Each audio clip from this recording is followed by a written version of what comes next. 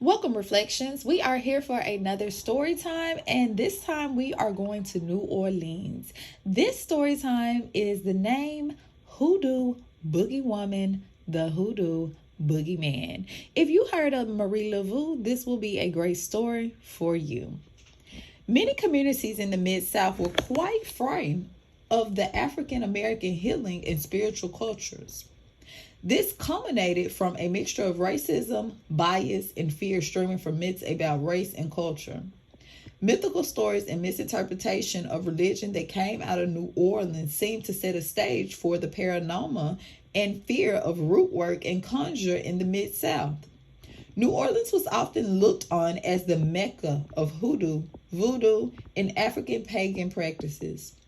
Media reports seldomly accurately describe the African diaspora in Louisiana, instead focusing on sensationalized reports of animal and human sacrifice, zombies, and curses. The potential for African religion to bond its devotees was often feared by slave owners. In some cases, practitioners were punished for merely practicing traditions. 15 Negro men and women were arrested in New Orleans last week for participating in the African voodoo dance. When taken, they had images placed around the room as if it was a custom in Africa. They were ordered 50 lashes each. The dance is most obscene and brutal, they reported. This was not restricted to the Mid-South, though. A 1901 public report regarding the lynchings in Illinois listed a number of crimes that had been punished by lynchers, including murder, arson, and voodoo. National newspapers featured headlines such as "Secrets of Vicious Voodoo Doctors Who Victimize Gullible Girls." The voodoo boogeyman in the South was slowly created by stories like this, such as one from an 1870 publication. Newspapers across the United States carried stories about the presence of African-based cultures in the Mid-South, as well as many urban legends surrounding traditional cultures.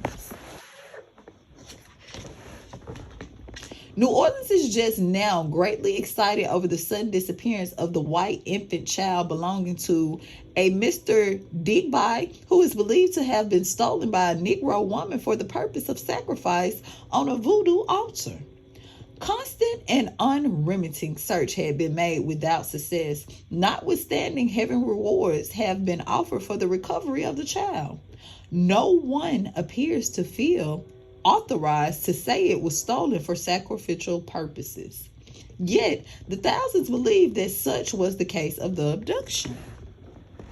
Legendary voodoo queen Marie Laveau became the ultimate boogie woman as the Mid-South caught wind of the stories about her from the local and national media.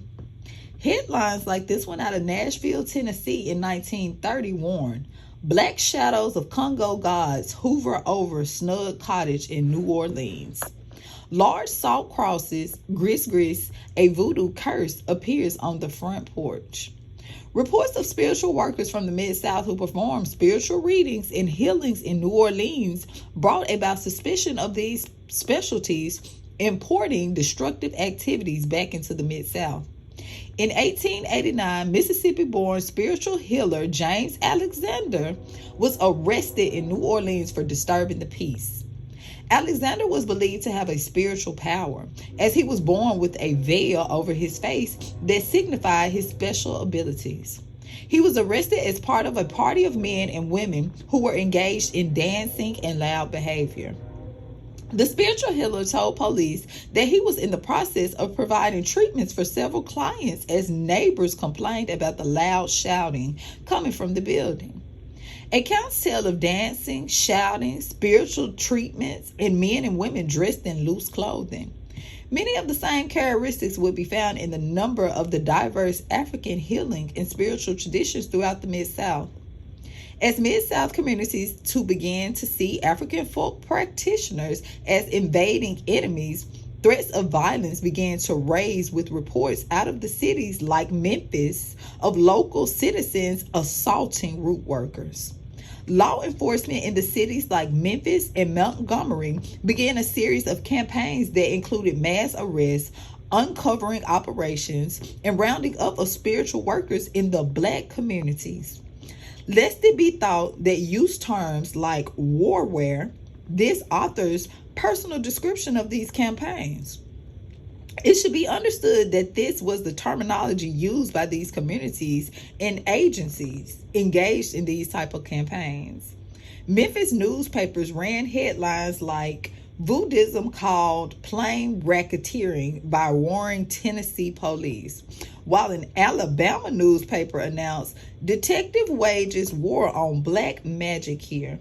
It became very apparent that there was a definite agenda in the attack on African traditions. With that being said, reflection, until our next story time, Ashe.